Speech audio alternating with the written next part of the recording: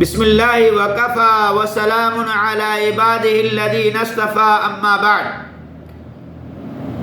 مشاہدین کرام السلام علیکم ورحمۃ اللہ وبرکاتہ۔ میرے دینی اور ملی بھائیوں، گزشتہ درس میں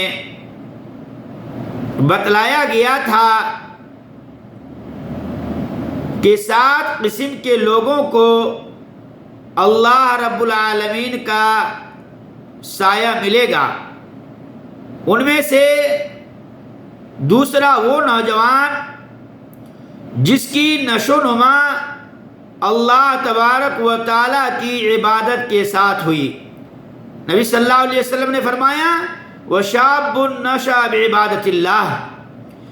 یہ ہے ان 7 قسم کے لوگوں میں سے دوسرا خوش نصیب جسے اللہ تعالی اپنی عرش کا سایہ نصیب کرے گا۔ محترم بھائیوں اور قابل فخر بہنوں، انسان کی زندگی میں جوانی کا مرحلہ بڑا ہی حساس ہوتا ہے۔ اس مرحلے میں نوجوان عموماً اپنی خواہشات کے پیچھے چلتے ہیں اور اپنی جوانی کی زندگی کو اللہ تعالیٰ کی نافرمانی میں گزار دیتے ہیں، کیونکہ وہ یہ سمجھ رہے ہوتے ہیں کہ جوانی موج مستی کے لیے ہے۔ جہاں تک دین پر عمل کرنے کا تعلق ہے تو ان کے خیال کے مطابق اس کے لیے ابھی بہت لمبی زندگی پڑی ہوئی ہے۔ لیکن جس نوجوان کی جوانی اللہ تبارک و تعالیٰ کی عبادت اور اس کی اطاعت و فرما برداری میں گزر جائے تو اس کو اللہ تبارک و تعالیٰ بقیہ زندگی میں بھی اپنے دین پر قائم رہنے کی توفیق دیتا ہے اور اسی پر خاتمہ بھی ہوتا ہے۔ چنانچہ قیامت کے روز وہ ان خوش نصیب لوگوں میں شامل ہوگا جنہیں اللہ تبارک و تعالی اپنے عرش کا سایہ نصیب کرے گا۔ اللہ تبارک و تعالی نے قرآن مجید میں چند نوجوانوں کا قصہ ذکر کیا ہے جنہوں نے ایک کہف یعنی غار میں پناہ لے کر اپنے ایمان کو بچایا تھا، اور اللہ تبارک و تعالی نے ان کی تعریف کی ہے کہ وہ اپنے رب پر ایمان لائے اور پھر اس کی توحید پر ڈٹ گئے اور شرک کرنے سے صاف انکار کر دیا۔ باری تعالیٰ کا فرمان ہے نحن نقص علیک نبأہم بالحق انہم فتنة آمنوا بربہم وزدناہم وربطنا علی قلوبہم اذ قاموا فقالوا ربنا رب السماوات والارض لن ندعو من دونہ الہا لقد قلنا اذا شططا۔ سورہ الکہف آیت نمبر 13 اور 14۔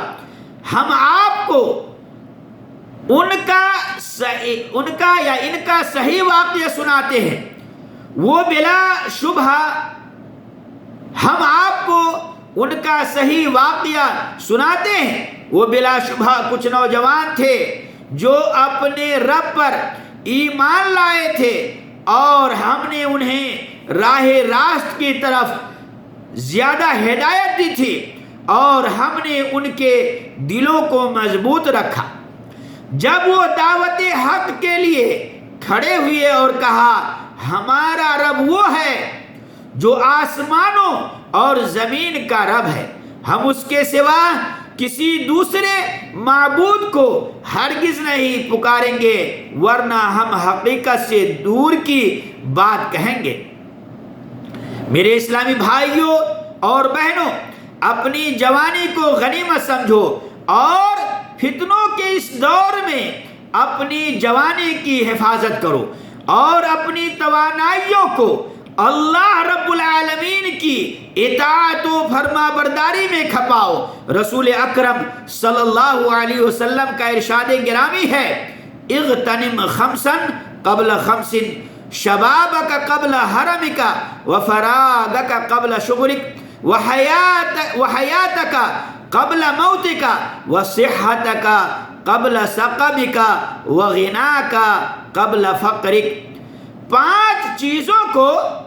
پانچ چیزوں سے پہلے غنیمت سمجھو، اپنی جوانی کو اپنی بڑھاپے سے پہلے، اپنی فراغت کو اپنی مصروفیت سے پہلے، اپنی زندگی کو اپنی موت سے پہلے، اپنی تندرستی کو اپنی بیماری سے پہلے، اور اپنی خواہشات کو اپنی غربت سے پہلے غنیمت جانو۔ صحیح الترغیب والترہیب 3355۔ اے نوجوانوں، یہ بات یاد رکھو کہ قیامت کے روز جن 5 سوالوں کے جوابات ہر بندے کو دینا پڑے گا، ان میں سے ایک سوال جوانی کے متعلق ہوگا کہ اسے کس چیز میں کھپا دیا تھا، اللہ تبارک و تعالیٰ کی فرما برداری میں یا نافرمانی میں۔ یہاں سوالیہ نشان ہے، پوچھا جائے گا کہ تم نے اپنی جوانی کو کہاں خرچ کیا۔ اس لیے بھائیو، اے نوجوان ساتھیو، اپنی جوانی کو برائی سے بچا لو، اللہ کی اطاعت و فرما برداری اور نماز میں لگاؤ، نیک کاموں میں لگاؤ، برے کاموں سے بچاؤ۔ حضرت عبداللہ بن مسعود رضی اللہ عنہ سے روایت ہے کہ رسول اکرم صلی اللہ علیہ وسلم نے فرمایا، لا تزول قدم ابن آدم یوم القیامت من عند ربہ حتی یسأل عن 5، عن عمرہ فیما افناہ، وعن شبابہ فیما ابلاہ، ومالہ من این اکتسبہ، وفیما انفقہ، وماذا عمل فیما علم۔ جامع الترمذی 2416، اور علامہ البانی رحمہ اللہ نے اسے صحیح کہا ہے۔ میرے اسلامی بھائیوں، قیامت کے دن 5 چیزوں کے بارے میں سوالات سے پہلے کسی بندے کے قدم اپنے رب کے پاس سے ہل نہیں سکیں گے۔ عمر کے بارے میں کہ اس نے کیسے گزاری، جوانی کے بارے میں کہ اس نے اسے کس چیز میں کھپایا، مال کے بارے میں کہ اس نے کہاں سے کمایا اور کہاں پر خرچ کیا، اور علم کے بارے میں کہ اس نے اس پر کتنا عمل کیا۔ اس لیے بھائیو، حلال طریقے سے مال کمائیں، اور جو علم ہم حاصل کرتے ہیں اس پر صحیح عمل کرنے کی کوشش کریں۔ اللہ ہم سب کو صحیح عمل کرنے اور حلال مال کمانے کی توفیق بخشے اور حرام سے بچائے۔ اللہ رب العالمین سے دعا ہے کہ اللہ تعالی ہم تمام مسلمان بھائیوں کو ان ساری باتوں پر سن کر عمل کی توفیق عطا فرمائے، آمین۔